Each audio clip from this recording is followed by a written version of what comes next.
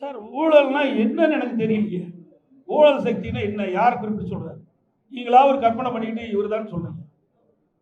தீய சக்தி ஊழல் சக்தி யாரை குறிப்பிட்டு சொல்றாரு? குறிப்பிட்டு சொன்னதானே சொல்ல முடியும். எங்களெல்லாம் ஊழல் சொல்றதுக்கு வழியே கிடையாது. மாண்பு அம்மா அவர்களை ஏத்துக்கிட்டார்.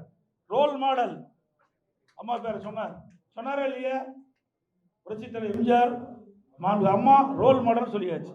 எங்களுடைய அதிமுக ஆட்சி நான் முதலமைச்சர் இருக்கும்போது என் மீது ஊழல் குற்றச்சாட்டு சொல்லி நீதிமன்றம் போய் நீதிமன்றத்தில் நிரபராதின்னு வந்திருக்கிறேன்.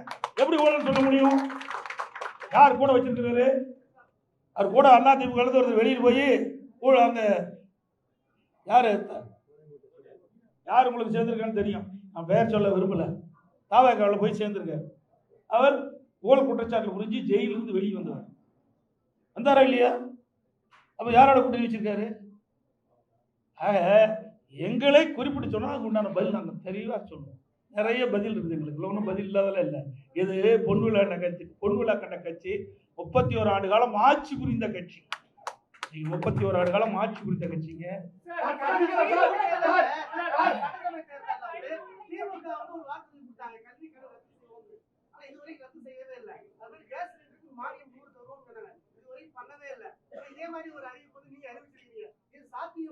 நாங்க சாத்தியமா இருக்கிற காரணத்துல தான் அறிவிக்கிறேங்க. இதை நீங்க கேட்கிற கேள்வி அங்க கேட்கணும்.